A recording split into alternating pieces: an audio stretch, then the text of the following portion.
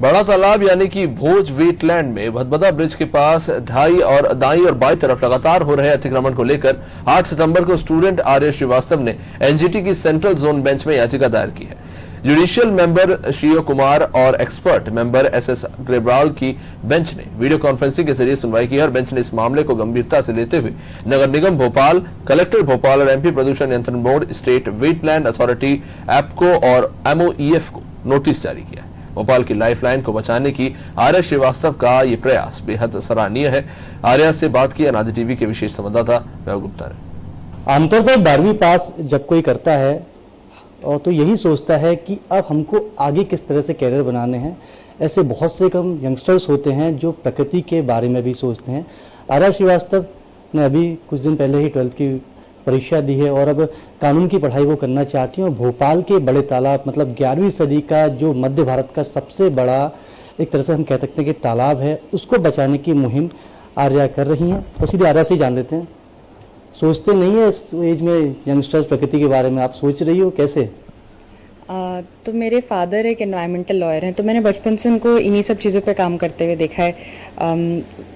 Wetland और बाकी तालाबों को, बाकी कई सारे जगहों को जहाँ पे पोल्यूशन की वजह से बहुत प्रॉब्लम रही है। और मैं जिस स्कूल में पढ़ती हूँ, बिलाबोंग हाई इंटरनेशनल स्कूल, मतलब अभी मेरी स्कूलिंग ख़त्म हो गई है, लेकिन उस स्कूल में हमें बचपन से सिखाया जाता था कि एक सबसे इम्पॉर्टेंट चीज़ जो हमें सस्टेन करती है वो नेचर है। हमें इनफैक्ट बचपन से सिखाया जाता था जैसे बस से कचरा बाहर नहीं फेंकना है, पॉलीथीन यूज़ नहीं करना है। तो मैंने 8-9 साल स्कूल में पढ़ाई करी और मुझे लगा कि जब अगर मैं मैं ऐसे मुकाम पर पहुंच गई हूँ जहाँ पे मैं कुछ कर सकती हूँ अपनी तरफ से, तो मुझे करना चाहिए। और मैं देख रही थी कि वो वेटलैंड जो वेटलैंड है भोज वेटलैंड, उसकी पेरिफेरी पे इंक्रोचमेंट हो रहा था। और जब मुझे पता चला कि वो इलीगल है तब मैंने अपनी आवाज़ उठाई, क्योंकि अल्टीमेटली हमें ही बचाना पड़ेगा, आज की यूथ को ही इस नेचर को बचाना पड़ेगा। तो आप एनजीटी गई, एनजीटी में अपने एडवोकेट के माध्यम से याचिका दाखिल की, वेटलैंड का जो क्षेत्र होता है जो इंक्रोचमेंट हो रहा है, तो फिर उसके बाद एनजीटी ने किस तरह के निर्देश दिए? तो पहले मैं अपने लॉयर के पास गई, मिस्टर धर्मवीर शर्मा। उन्होंने मेरी मदद करी, उन्होंने पिटिशन फाइल करी, उन्होंने मेरी पूरी बात सुनी। और उसके बाद से अभी कुछ दिन पहले पिटिशन एक्सेप्ट हुई 8 तारीख को।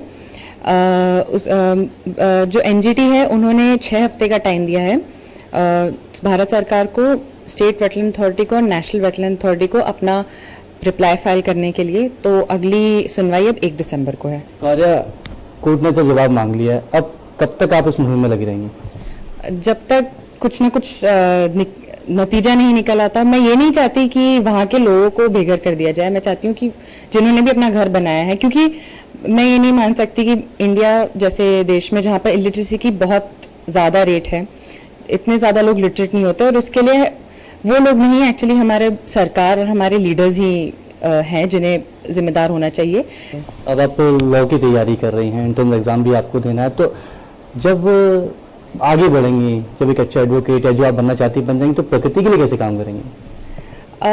मेरा मानना है अभी तो ये बहुत फारफेच्ड ड्रीम है, क्योंकि अभी मेरी कॉलेज भी मेरा शुरू नहीं हुआ है। लेकिन मेरा मानना है इन 5 सालों की पढ़ाई के बाद और इन 5 सालों की पढ़ाई के अंदर भी मैं चाहती हूँ कि मैं अलग अलग लॉ फर्म्स के साथ एसोसिएशन में आऊँ, उनके साथ एसोसिएट बनूँ। और सिर्फ प्रकृति ही नहीं, ऐसी कई सारी चीज़ें जिनके ऊपर आवाज़ उठाने की ज़रूरत है, जो कि शायद हमारे से पहली वाली जनरेशन्स को उतनी बड़ी प्रॉब्लम्स नहीं लगती थी, लेकिन अब आने वाले टाइम पे लगती हैं।